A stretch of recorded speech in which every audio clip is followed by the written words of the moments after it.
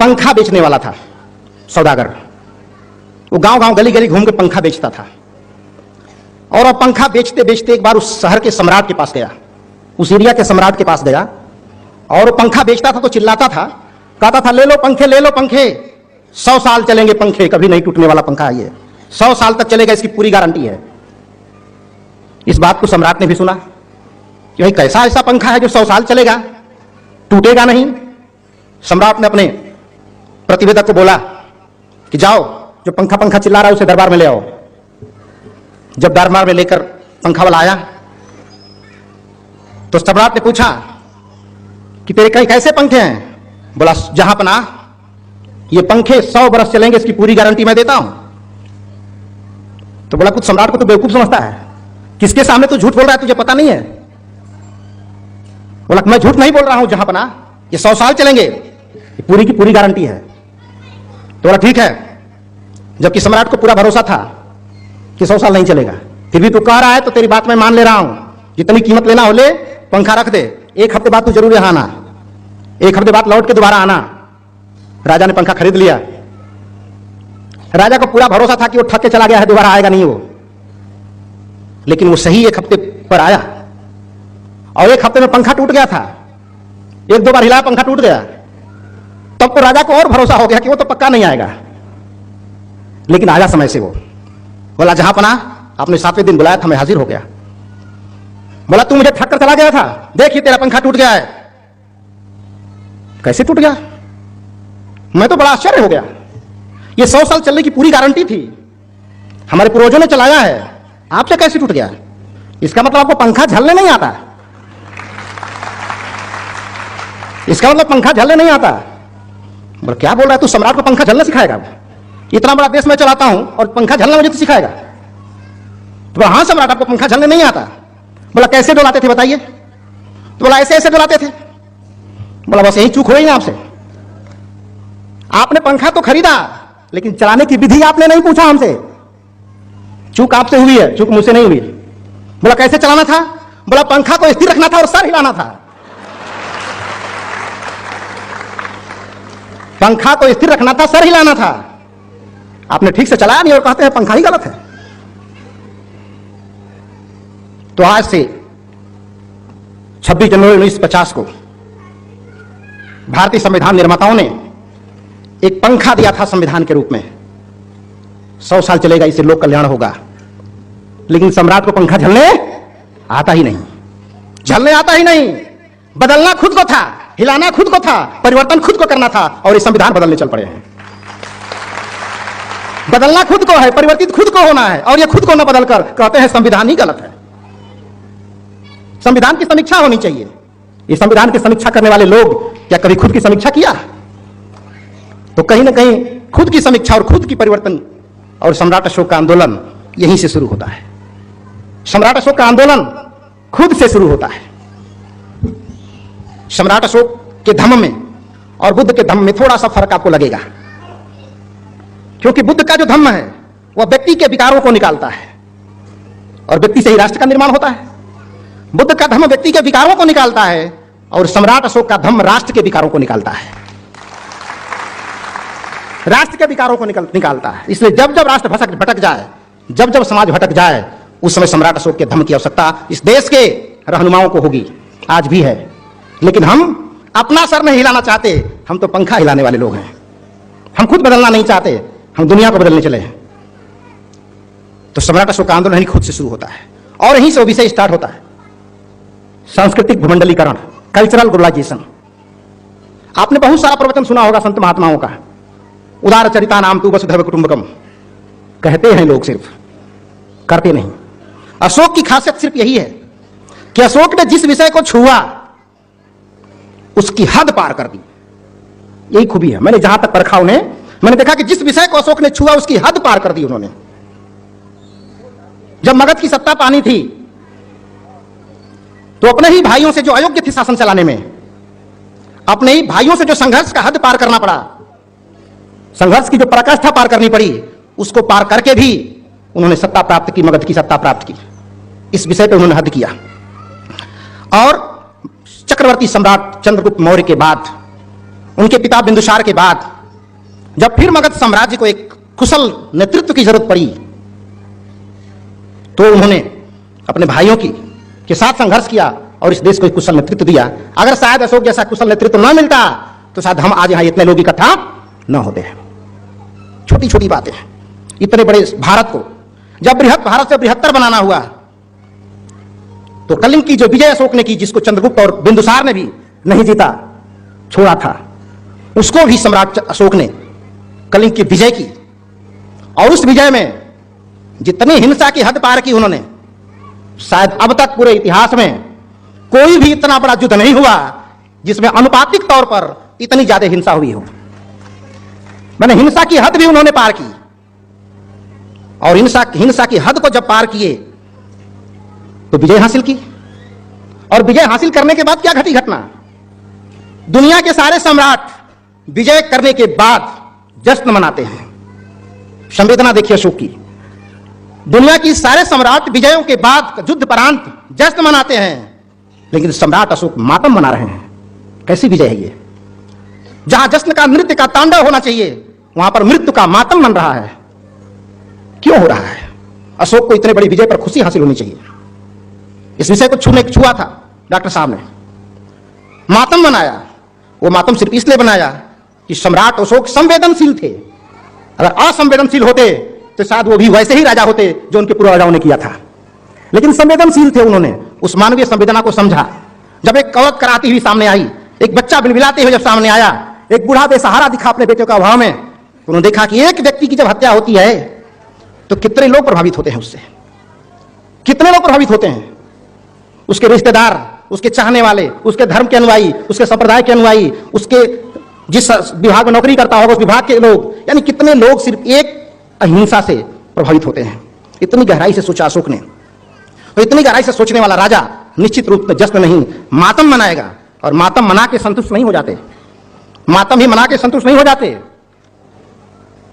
इस मातम का प्रायश्चित क्या होगा? क्या करना होगा ताकि इस जनता के ऋण से मैं उर्ण हो सकूं? इसके लिए क्या करना होगा? तो उन्होंने रणभेरी को बंद किया और धम्म भेरी का धम्म घोष करते हुए, धम्म विजय का ऐलान करते हुए लोक कल्याण की ठान ली। लोक कल्याण की जब ठानी वहां भी हद कर दी। ऐसी हद की कि जनता का नैतिक और आध्यात्मिक इतना उत्थान किया, इतना विकास किया कि देवता और मनुष्य एक हो गए। देवता और मनुष्य एक हो गए। जो किसी से आपस में मिल नहीं सकते थे, बड़े लोग छोटे लोग से मिल नहीं सकते थे, छोटे लोग बड़े लोगों के साथ रह नहीं सकते थे, ऐसा सामाजिक वातावरण बनाया कि बड़े लोग और छोटे लोग समता समानता के विचारों के संवाहक हो गए। और धरती पर जो देवभूमि कही जाती है, वास्तव में सम्राट अशोक का शासन काल ही देवभूमि कहने लायक है। वो सब तो कल्पनाएं हैं जो सुनते हैं आप, लेकिन कल्पना नहीं, इतिहास है। इतिहास उसे ही कहते हैं जैसा निश्चित ही ऐसा हुआ है, उसे इतिहास कहा जाता है। ऐसा काम अशोक ने किया। धर्म और संस्कृति को जब छुआ वहां भी हद की उन्होंने, वहां भी हद की। हद का मतलब जो कोई ना कर सका वो। संस्कृति सम्राट अशोक के सारे कार्य का सबसे महत्वपूर्ण जो तो कार्य था संस्कृति का आंदोलन। और संस्कृति की परिभाषा क्या होती है? एकदम आसान भाषा में बता रहा हूं, लोक भाषा में। इस बात को प्रोफेसर साहब ने बड़ी अच्छी से बताया था। संस्कृति का स्वाभाविक जो अर्थ होता है, ये तीन शब्द एक साथ आते हैं: प्रकृति, विकृति और संस्कृति। प्रकृति, विकृति और संस्कृति। प्रकृति इसे कहते हैं कि हमें भूख लगी है तो मुझे रोटी चाहिए, तो अपने भूख के लिए रोटी का इंतजाम किया मैंने और मैंने खा लिया। तो अपनी भूख मिटाने के लिए जो रोटी पैदा की जाती है प्रकृति है, क्योंकि हर जानवर करता है, हर इंसान करता है, अपने पेट की भूख के लिए रोटी पैदा करता है और अपने हिस्से की खाता है। तो प्रकृति वो है जो अपने हिस्से की खाए। और विकृति उसे कहते हैं जो अपना तो खा ही रहा है, दूसरे की छीन के भी खा लेता है। अपना हक तो खा ही रहा है, दूसरे की भी छीन के खाता है, उसे विकृति कहते हैं। और संस्कृति अपना खा रहा है तो आधी रोटी अपने खाया और आधी रोटी अपने पड़ोसी को दे दिया, यही संस्कृति है, यही संस्कृति है। और हम ऐसी ही संस्कृति के संवाहक हैं, ऐसी ही संस्कृति के प्रवर्तक हैं। हम ऐसी संस्कृति के विध्वंसक कभी नहीं हो सकते। और आज अगर ऐसा वातावरण नहीं है समाज में, लोग दूसरे के अधिकार को हनन करने में लगे हैं, दूसरे की रोटी खाने में लगे हुए हैं, अपनी मां बहन को मां बहन समझते हैं और दूसरे की मां बहनों के साथ सामूहिक दुष्कर्म करते हैं, ये क्या देवी देवताओं का देश हो सकता है? ये संस्कार कहां से आए? तो निश्चित रूप से हमने सम्राट अशोक की महान संस्कृति को हमने भुला दिया, तो जो संस्कृति को भुलाएगा वो विकृत तो हो ही जाएगा, वो विकृत तो हो ही जाएगा। उसी को भुलाने का ये साइड इफेक्ट है जो आज जो देश में वातावरण रोज पेपर अखबारों में देख रहे हैं। अपने पूर्वजों को भुलाने का नतीजा है। जो सील को भूलने जाएगा वही तो अश्लील हो जाएगा, जो सील को भूलेगा वही अश्लील हो जाता है। और आज मीडिया से लेके, अखबार से लेके, गायक से लेके, लेखक से लेके जो समाज को दिशा देते हैं, आज वो सीलवान नहीं बल्कि सब के सब अश्लील हो गए हैं। और उसी वातावरण में हमारे बच्चे पैदा हो रहे हैं जो रोड पर निकलकर अपनी मां बहनों को मां बहन नहीं समझते हैं। उसी संस्कारों का नतीजा है। तो जो मीडिया के माध्यम से आप लोग जो देख रहे हैं, अखबार और मीडिया, तो मुझे ऐसा लगता है जैसे समाज की पूरी नकारात्मक चीजों को दिखाने का ठेका ले लिया है। एक चोर नेता हो जाता है, उसको पूरे देश में दिखाया जाता है, और एक अच्छा नेता होता है, उसको कहीं दिखाया नहीं जाता। क्योंकि आज भी हम ये मानने को तैयार है कि एक भी व्यक्ति अच्छा आदमी नहीं है, सब के सब चोर है। क्यों चोर मानते हैं? क्योंकि जब अपने घर में हम ताला लगाते हैं तो किसके डर से लगाते हैं कि मैं तो इस गांव में एक अच्छा आदमी हूं, मेरे पड़ोसी सब चोर है, पता नहीं कौन चुरा लेगा, तो मैं उस पड़ोसी के डर से ताला लगाता हूं। अब मेरा पड़ोसी जो घर में ताला लगाया वो भी यही सोच के लगाया है कि मैं तो अच्छा आदमी हूं, गांव के सब चोर है, कौन चुरा लेगा। तो पड़ोसी मुझसे डर रहा है और मैं पड़ोसी से डर रहा हूं। पूरा गांव ईमानदारों का गांव है और सब चोरों से डर रहे हैं, पता नहीं कौन चोर है। इसका मतलब कि पूरा का पूरा गांव चोर है, खुद को चोर मानने को तैयार नहीं है। तो सम्राट अशोक का आंदोलन यहीं से शुरू होता है। सम्राट अशोक का आंदोलन यहीं से शुरू होता है। अंतःकरण का परीक्षण। कहते हैं कि खुद को जांचना। अगर तुमने शराब पी है तो तुझसे बढ़िया कौन जानता है। इसमें किस गुरु की जरूरत है? किसी भी आसाराम बापू की जरूरत, क्योंकि जो खुद ही इतना पवित्र है वो दूसरों को क्या पवित्र बनाएगा। अभी मैं गोरखपुर जा रहा था, मैं ऊपर सीट बैठा था, नीचे सीट पे, उसने कहा कि इसकी क्या गारंटी है कि वो सही है, गलत रिपोर्ट है, इसकी क्या गारंटी है कि सही रिपोर्ट दी जा रही है। तो हमने कहा ये तो गारंटी तभी दी जा सकती है जब आपके बेटी पर गुजर जाएगा, तब पता चलेगा कि सही है, क्योंकि तभी प्रूफ आपको सही पता चलेगा। क्योंकि पड़ोसी के घर अगर चोरी हो गई और उसका पड़ोसी सजग नहीं हो गया, इसका मतलब गांव मुर्दों का गांव है। पड़ोसी के घर चोरी हुई, मेरे घर नहीं ना हुई है, मेरे घर होगी तो मैं कल देखूंगा। तो सजग वही होता है जो पड़ोसी घर चोरी हो और सजग हम हो जाए कि हमें कैसे रहना चाहिए। तो सम्राट अशोक का आंदोलन यहीं से शुरू होता है। अंतःकरण का परीक्षण। तू खुद जांचना, अगर गलती किया है तो तुझसे बढ़िया कौन जानता है, किससे छुपा रहा है। तो अशोक ने कोई भी ऐसा काम नहीं किया जिस काम को क्षेत्र में बांधा जाए कि ये काम किसी भारत के लिए है, ये काम पाकिस्तान के लिए है, ये काम किस देश के लिए है। वो काम जिन्होंने सारा काम किया वो सारा काम एक व्यक्ति के लिए है, एक लोक कल्याण के लिए है। एक पेड़ अगर आपने लगाया तो लगाया आपने भारत में, आपको लगता होगा कि भारत का पेड़ है, लेकिन वो पेड़ भारत का हो सकता है, लेकिन उसमें निकली हुई ऑक्सीजन वो भारत का नहीं हो सकती, पूरी दुनिया की है वो। अगर उस पेड़ से ऑक्सीजन निकल गई वो पाकिस्तान की भी है, भले आपकी लड़ाई होती हो उससे, गोलियां चलती हो उससे, लेकिन आपको कभी नहीं कहता कि पाकिस्तान ये भारत की ऑक्सीजन है, इसे तू मत लेना, ये कभी नहीं कहता। अशोक का आंदोलन यहां से शुरू होता है, पूरी वसुधा के लिए शुरू होता है। इसीलिए उन्होंने लिखा, इसीलिए जब उन्होंने कहा कि संस्कृति के क्षेत्र में जब उन्होंने हाथ बढ़ाया तो पराकाष्ठा की, हद कर दी उन्होंने संस्कृति के क्षेत्र में भी, और ऐसी पराकाष्ठा की, धम्म दानंग सब दानंग जीनाति। धम्म का दान सबसे दुनिया का सबसे बड़ा दान है, और यह धम्म का दान पूरे विश्व को दिया जाए, यह कैसे संभव है। तो सम्राट अशोक ने इस दान करने की परंपरा में भी पराकाष्ठा का दान कर दी। लोगों ने धन का दान किया हो, पैसे का दान किया हो, समय का दान किया हो, लेकिन सम्राट अशोक ने तो बेटा और बेटी को दान किया धर्म के लिए। यहां भी पराकाष्ठा पार की, यहां भी पराकाष्ठा हो गई, हद कर दी। तो हद की कोई सीमा नहीं है। अब अपनी समीक्षा करिए कि आपके पूर्वजों ने क्या किया और हम क्या कर रहे हैं। तो आपके साथ जो भी हुआ है, आपकी अगर दुर्दशा है तो उसके पूरे के पूरे जिम्मेदार आप हैं, क्योंकि तथागत कहते हैं ताहि यत्नो नाथो कोई नाथो पड़ोसिया। आप अपने मालिक हो। अगर आपकी दुर्दशा है तो इस दुर्दशा के लिए पड़ोसी दोषी नहीं है। अगर कल दशा सुधरेगी तो इसमें भी पड़ोसी नहीं, आपकी खुद की भूमिका होगी, प्रयास खुद को करना पड़ता है। इसलिए इसका भी बड़ा दान किया, और बेटा बेटी को तो भेजा ही, कहां भेजा? श्रीलंका। श्रीलंका जो कभी धम्म का दान लेकर, धम्म का ज्ञान लेकर महेंद्र और संघमित्रा श्रीलंका गए थे। आज हम सारे लोगों का सौभाग्य है कि श्रीलंका से पुनः धम्म का ज्ञान लेकर पूज्य भंते शिवली जी आज हमारे बीच आए हुए हैं, और आज इनकी अमृत वाणी को हम सारे लोगों को सुनने का अवसर मिलेगा। मैं भी बोलना नहीं चाहता, मैं भी सुनना ही चाहता हूं।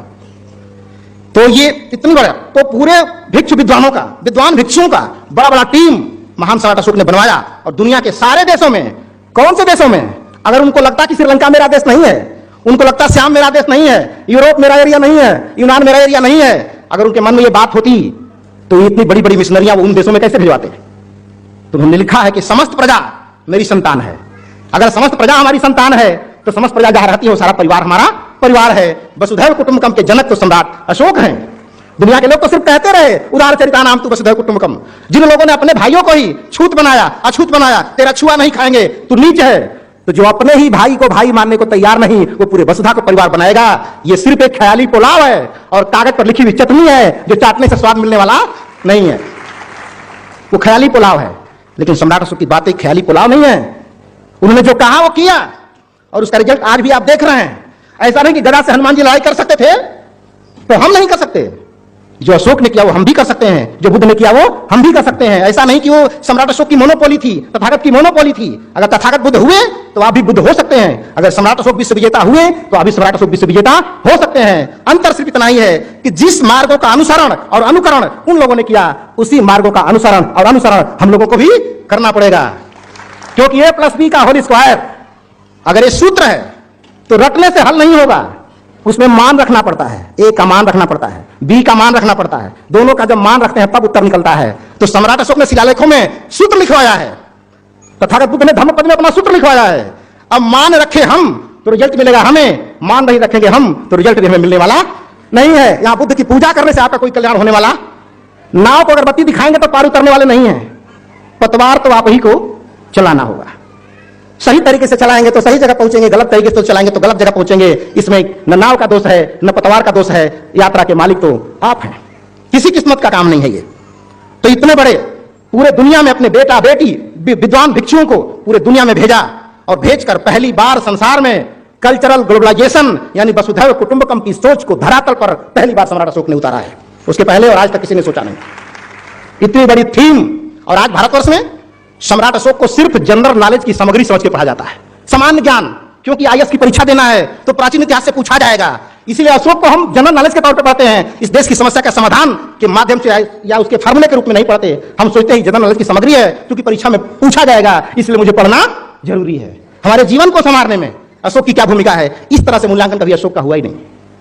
इसलिए इतना बड़ा किया और आज और इतने बड़े बड़े काम जो अशोक ने किया, इसलिए नहीं किया कि यश कीर्ति फैल जाए, हमारी संसार में अशोक का नाम हो जाए। यश कीर्ति को भी महान सम्राट अशोक कुछ नहीं समझते थे। वो कहते थे कि जो कुछ मैं कर रहा हूं लोक कल्याण के लिए, वो इसलिए नहीं कर रहा हूं कि यश कीर्ति मेरी फैल जाए संसार में, इसलिए कर रहा हूं कि जब मुझे करता हुआ देखेगी जनता तो वो भी हमारा अनुकरण करेगी। क्योंकि जिस देश का राजा चोर हो, भ्रष्ट हो, उस देश की आम जनता को बहुत देर तक ईमानदार रखा नहीं जा सकता। और जिस देश की जनता भ्रष्ट हो वो एक ईमानदार नेता भी पैदा नहीं कर सकती। क्योंकि इस देश की जनता भी उसी को वोट करती है जो पाउच बंटवाता है, जो शराब बंटवाता है, मुर्गा खिलाता है। तो सारा दोष संसद भवन में ही नहीं है, दोष उस कोख में भी है जहां से ये नेता पैदा होते हैं। और वो कोख आम जनता है। इसी से पैदा होकर हमारा भाई, हमारा भतीजा, हमारा बाप, हमारा रिश्तेदार इसी कोख से पैदा होकर संसद में जाता है। संसद में नेता पैदा नहीं होते, इकट्ठा होते हैं। वो मात्र गोडाउन है जहां इकट्ठा होते हैं। आप गोडाउन हो तो सिंपल है, थोड़े थोड़े लोग, ये अच्छे लोगों में से छाट के अच्छे लोग संसद में बैठे हैं। तो जब अच्छे लोग इतने बुरे हैं तो बुरे लोग कैसे होंगे? जब सिंपल ऐसा है तो गोडाउन कैसा होगा? तो सारा दोष संसद में नहीं है, दोष संसद में पहुंचाने वाले लोगों में भी है। अपनी कमी को स्वीकार करिए। और संविधान के जो संरक्षक नहीं है, जो संविधान के विरोधी हैं, जो संविधान राष्ट्रीय प्रतीकों के विरोधी हैं, ऐसे लोगों को संसद में पहुंचने से भी रोकिए, नहीं तो अभी और देश में बहुत कुछ होने वाला है। इसलिए अशोक ने कहा, पूरे दुनिया के लिए कहा, इसको मैंने एक बड़ी अच्छी लाइन में पिरोया है वसुधैव कुटुंबकम की बात को। अशोक ने कहा कि पूरी वसुधा है परिवार हमारा, पूरी वसुधा है परिवार हमारा, पुत्रवत व्यवहार हमारा, सत्य धर्म और माता पिता और दासों का सम्मान हो, सत्य धर्म और माता पिता और दासों का सम आदर हो, समता हो व्यवहार सभी का, ऐसा जन मन बना दिया। सब तो केवल कहते थे, तुमने करके दिखा दिया। सब तो केवल कहते थे, तुमने करके दिखा दिया। अब ब्रह्मलेख की बात नहीं, अब शिलालेख की बात होगी। अब ब्रह्मलेख की बात नहीं, अब शिलालेख की बात करो। अब प्रधानी की बात नहीं, अब राजधानी की बात करो। प्रधानी की बात नहीं, अब राजधानी की बात करो। विश्व विजय तो किया ही तूने, धम्म विजय भी तेरी है। विश्व विजय भी किया ही तूने, धम्म विजय भी तेरी है। और अंधकार युक्त इस दुनिया में धम्म ज्ञान की ज्योति जला दिया। सब तो केवल कहते थे, तुमने करके दिखा दिया। सब तो केवल कहते थे, तुमने करके दिखा दिया। तो हम उस पूर्वजों के अनुयायी हैं जिन पूर्वजों ने कहा नहीं, जिसको डॉक्टर साहब ने कहा कि सोच जो अच्छे विचार देता है वो भी महान हो जाता है, भले उसके दुष्कर्म हो तो विचार देने वाला भी महान हो गया, अच्छे विचार लिखने वाला भी महान हो गया। लेकिन दुनिया में ऐसे सम्राट अशोक अकेले हैं जिन्होंने आचार दिया भी, लिखवाया भी और उसे करके दिखाया भी, और उसके बाद उसकी समीक्षा भी किया कि लोगों ने इसका अनुकरण किया कि नहीं किया। और चिट्ठी कैसा लिखवाया, जब पत्र लिखवाया तो भोजपत्र पे नहीं लिखवाया, इसमें भी हद कर दी, इसमें भी हद कर दी। कोई कागज नहीं, कोई भोजपत्र नहीं, लोहे की कलम से पत्थरों के पन्ने पर लिखवाया, ताकि हम रहे न रहे ये विश्व विजय का एहसास हमारी आने वाली पीढ़ियों को होता रहेगा। इतना चिरस्थायी शिलालेख, इतनी बड़ी दूरदर्शिता थी। लोगों ने झूठे किस्से कहानी तो बनाए, लेकिन ये किस्से कहानी अमर कैसे रहेंगे, ये खोपड़ा में नहीं आया। तो सोचिए, आज जो आप सोच नहीं पा रहे हैं, सम्राट अशोक आज से 2000 साल पहले इस बात को सोच रहे हैं। यहां खड़ा होकर सोचिए, आज आप जो सोच रहे हैं कि कौन सी बड़ी बात है, 2000 साल पहले की ये बात है। उस समय जब वास्को डिगामा को पता भी नहीं था कि भारत कहां है, उस समय वास्को डिगामा को पता भी नहीं था कि भारत कहां है। उस समय हम वसुधैव कुटुंबकम की बात करते थे। बात समझ आ रही हमारी? जब वास्को डिगामा मोहताज था, खोज रहा था कि भारत कहां है, उस समय भारतवर्ष के लोगों का संबंध यूनान से, दुनिया के देशों से व्यापारिक संबंध, सांस्कृतिक संबंध, धार्मिक संबंध और वैवाहिक संबंध भी थे। वैवाहिक संबंध ने किया, क्योंकि सबसे पहला दुनिया में इंटरनेशनल मैरिज करने वाला चंद्रगुप्त मौर्य ही था, और कौन था। तो कहीं भी आपके पूर्वजों ने सिर्फ हद कर दी है, हम लोग हद को पार नहीं कर पा रहे हैं, हम हद के अंदर हैं। इसलिए हमको इस चीजों को सोचने की जरूरत है। और जिस दिन सम्राट अशोक और तथागत की बात को लेकर आप संसार में चल पड़ेंगे, जो कुछ भी आपके साथ उल्टा पुल्टा विरोध हुआ है वो सिर्फ भारत में हो रहा है। आज चीन क्यों लेकर घुटना टेक खड़ा करा, बंदूकें लेकर क्यों खड़ा है? चीन कल बंदूकें रख देगा। लेकिन पहले बताओ तो कि मैं गौतम बुद्ध का मैं गुरु हूं, तुम मेरा चेला हो। तो चेलों को पता है कि भारत मेरा गुरु है, लेकिन गुरु को पता ही नहीं कि हम उसके गुरु हैं। तो गुरु का व्यवहार हमेशा गुरु की तरह होना चाहिए।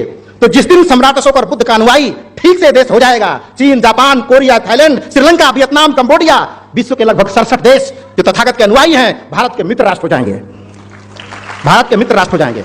इतना इंटरनेशनल फिनोमिना आपके समाज में घट रही है, इतना इंटरनेशनल थॉट आपके समाज में घट रही है, और इसके संरक्षक, इसके संरक्षक, इसके प्रवर्तक, इसके संवाहक हम लोग हैं। और हम अपने को समझते क्या है?